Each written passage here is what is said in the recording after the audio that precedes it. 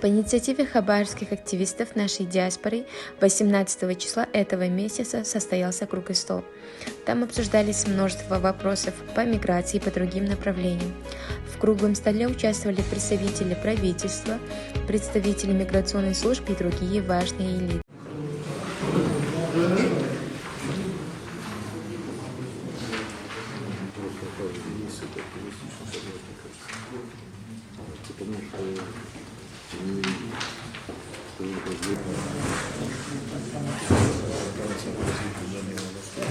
Всем здравствуйте.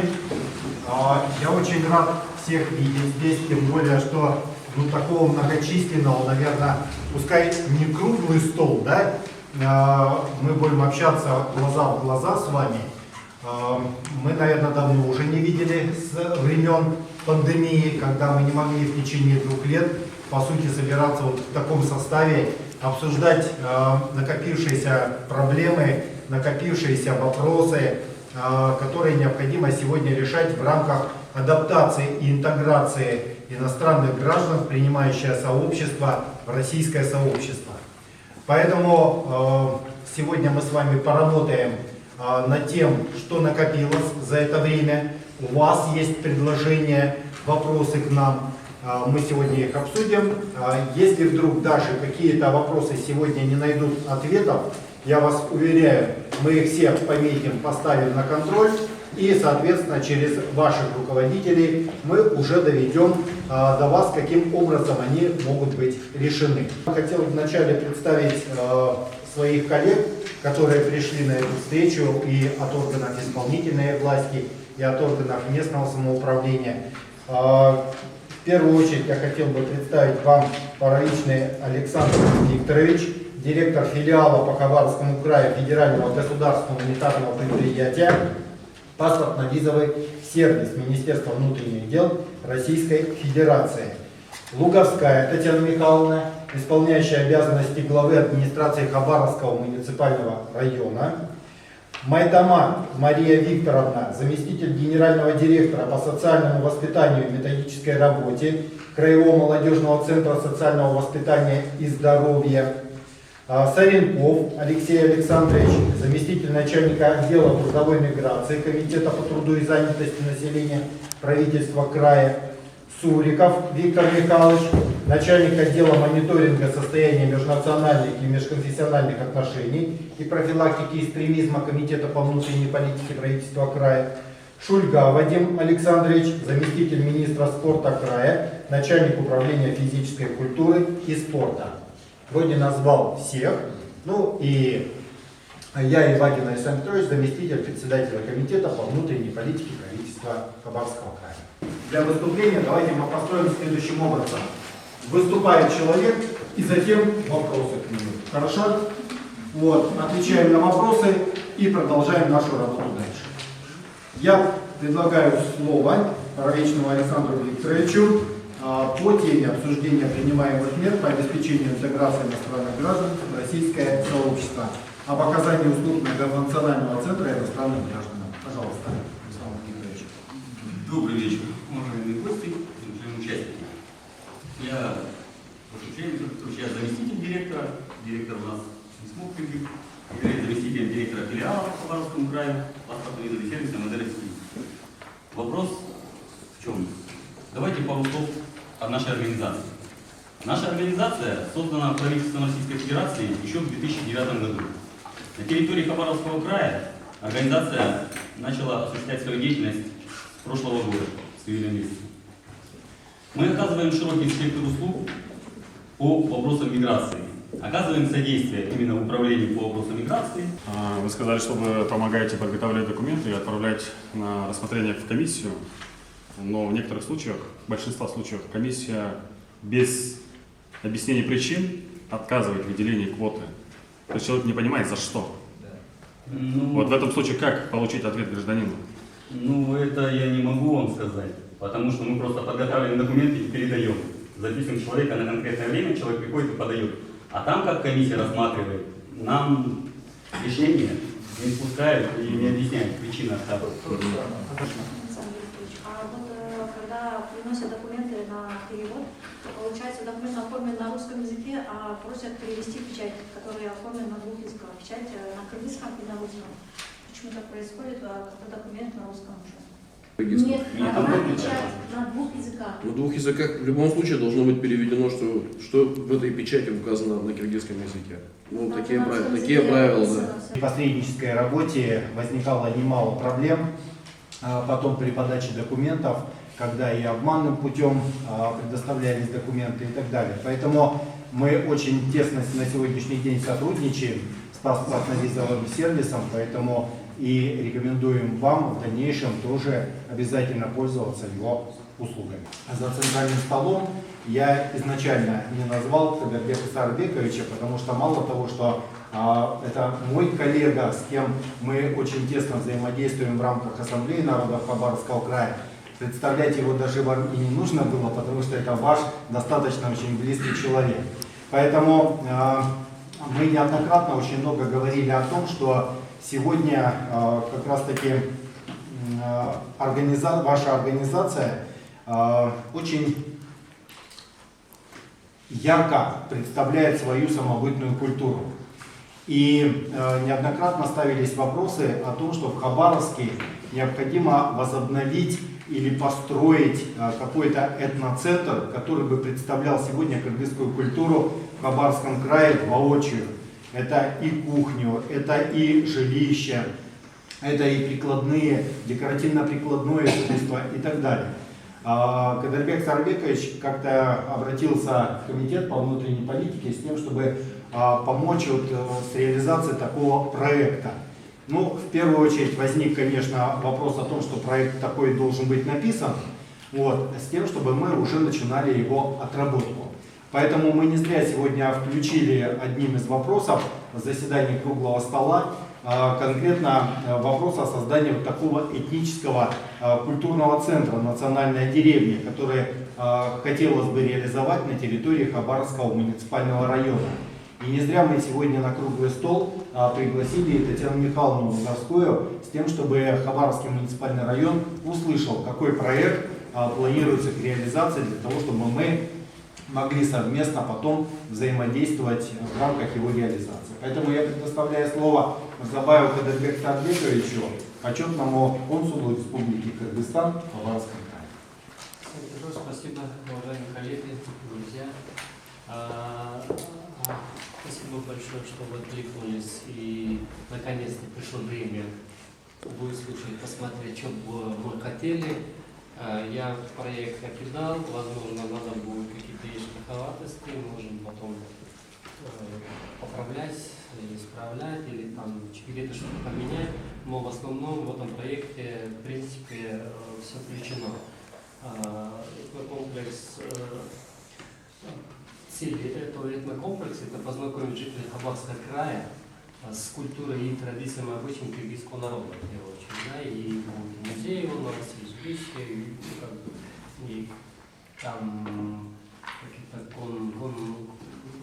конные виды спорта, и так далее. А также помочь киргизской молодежи не тратить свои исторические корни через погружение в богатейшее наследство Дагрыза.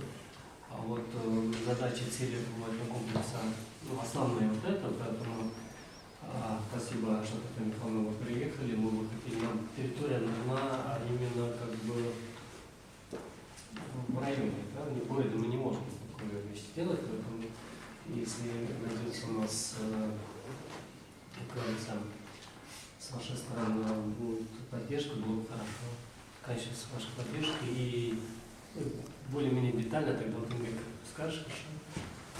Проект на самом деле очень важный и очень объемный. Построить целый этнокомплекс с целью познакомить жителей края. Также вот с каждым днем, месяцем нас все больше и больше в Хабаровский край приезжают. Некоторые даже остаются, приобретают гражданство, учатся здесь их дети и тому подобное. Вот сюда приезжают в Хабаровский край. Плюс наши дети, чтобы не забыли наш язык, нашу культуру. Потому что здесь мы не можем дать детям то, что надо. Вот. Понятно, что да, мы проживаем все в Российской Федерации, мы должны знать русский язык, мы должны знать законодательство, мы должны уважать традиции того государства, в котором мы проживаем, но свою этническую принадлежность мы тоже обязательно не должны забывать. На территории Хабаровского края, именно в городе Хабаровске, традиционно проходили соревнования по мини-футболу среди национальных диаспор. Возможно, присутствующие кто-то знает об этом. Соревнования традиционно проходили, но в какой-то период времени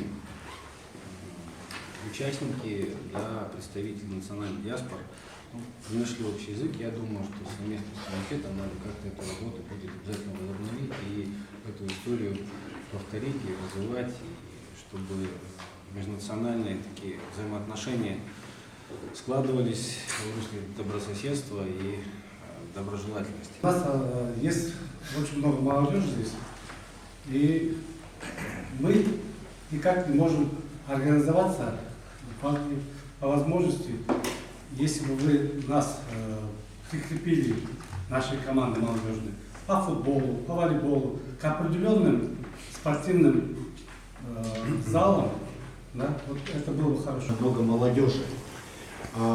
Чем заниматься сегодня и чем увлечь можно молодежь, я бы хотел предоставить слово как раз таки Марии Викторовне Майтама, заместителю генерального директора по социальному воспитанию и методической работе Краевой молодежный центр социального воспитания и здоровья. Пожалуйста. Здравствуйте. В первую очередь я хотела такой акцент сделать, что у нас будет презентация.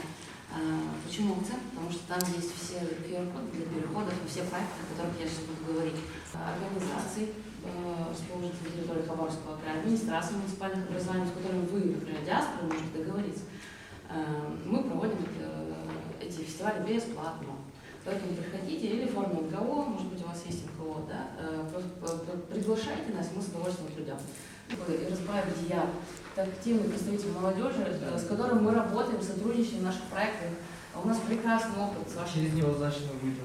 Пожалуйста, с удовольствием приходите, он себя проявил уже как очень крутой молодой человек. Разбавим сегодня.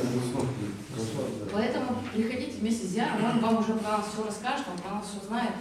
Вот, почему нет? Есть ли такие меры поддержки, которые недавно прибывают в Хабаровский край, и проводить беседу психологическую, да, чтобы человек легкостью, да, адаптировался к внешней среде, культуре и на рынке труда, и в том числе учебе? Есть у нас центр замечательный, «Психология» называется, мы с ним сотрудничаем. Там работают профессиональные психологи. Если это конкретно тема адаптации с точки зрения психологии, то это туда. Там есть как бесплатные направления, так и платные какие-то там. Человек может обратиться в центр занятости, которым оказывается в том числе услуга по социальной адаптации на рынке труда. То есть независимо от того, зарегистрирован в качестве безработного или не зарегистрирован, эта услуга ему может быть оказана. Через вас по русскому языку, познавательный по русскому языку, помощь будет? Некоторые курсы. Нет, у вас такого направления нет, но вы можете сделать его сами. Содействие. Вы можете сделать его сами. Пишите проект, привлеките педагога, выделите на это деньги дополнительные, но я думаю, это за глаза, потому что подобные проекты получают поддержку, они есть на территории Хабаровского края, с другими диаспорами так работает. Да, пожалуйста, мы поможем вам всецело подготовить проект.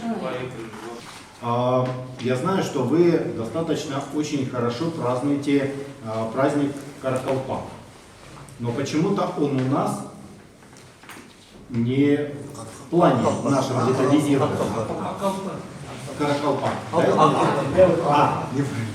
Вот. Дело в том, что мы можем с вами на 23-й год запланировать это мероприятие, этот праздник, с тем, чтобы показать жителям Хабаровского края, да, что значит для киргизов в данном случае этот головной убор.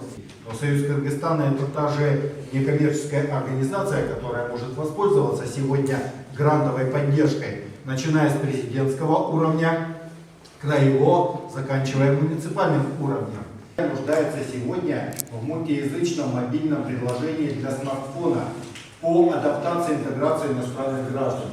Я обращаюсь к вам поработать с молодежью, найти такую инициативную группу, И мы с вами совместно поможем вам сделать такой проект, написать такой проект с помощью Фонда гражданских инициатив, подведомственного учреждения Комитета внутренней политики. И вот такое мобильное приложение, этот проект подать на президентский грантовый конкурс. Там тоже неплохое финансирование.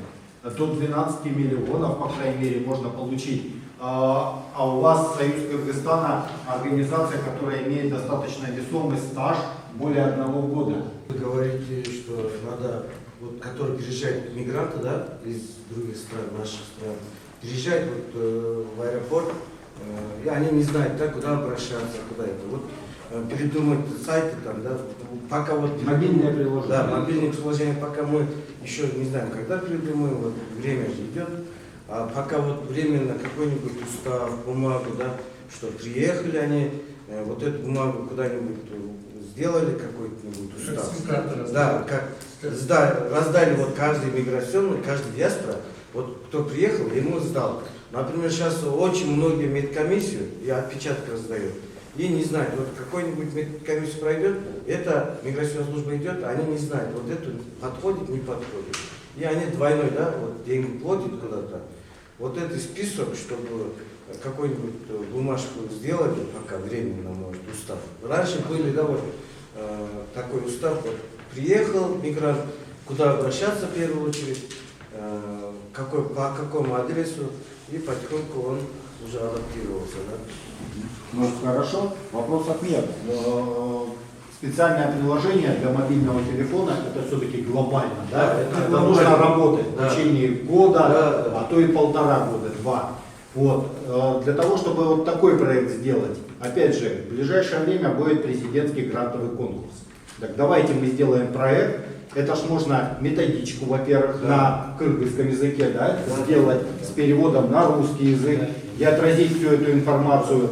Так давайте сделаем такой проект, который бы подразумевал, во-первых, информационное сопровождение, сделать стенды в железнодорожные вокзалы, аэровокзалы, где бы мы поставили на видном месте, чтобы люди, приезжая, выходя из зала, видели этот стенд. Это первое.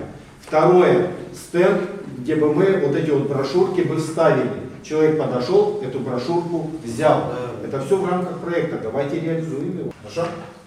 Еще насчет дружины, да, вот. Дружина пока составит, и ГАИ, вот ДПСникам они будут ездить. Да, просто это, я думаю, нереально, потому что, например, наши вот дружинникам выйдем, да, завтра выйдем ДПСникам, а следующий день может их угрожать, вот, которые их ловили, правильно? Это потому что это их не земляк же. Это как-то, не знаю, как получится, но это немножко другой получится. А вот так можно, да, вот каждый, ну, например, 3-4 месяца съездит ДПС, вот один раз мы съездили, им объясняли, да, вот очень много здесь ездит киргизскими правами, да, очень многие, да. Поэтому поехать ДПСникам, объяснить, да, вот, как проверять наши права, там, паспорта, да, каждый раз им, ну, наших людьми, и с ними разговаривать, вот ДПСники, им немножко консультация дать, да, а с ними всегда ездить, наверное, не получится, да, вот дружинники. То есть провести некую учебу для сотрудников ДПС, вот когда они выходят на это, на возможность распознавать. В основном соседние республики есть. Очень многие наших киргизскими правами, да, вот в Москве открыто продаются, все говорят, на метро. Уже закрывали, открывали, ну все равно продаются, да. Киргизские права и паспорт старый. Это знаменитая дивизия генерала Панфилова. Ведь она формировалась в Казахстане и в Киргизии летом 1941 года. И вы знаете, куда она была переброшена в ноябре 1941 года и какую роль она сыграла в обороне Москвы. Вот эту работу патриотическую проводили как среди своего союза, так и особенно среди вашей молодежи. Потому что нам есть много чему друг другу напомнить о том, как мы, скажем так, раньше прекрасно и дружно очень жили.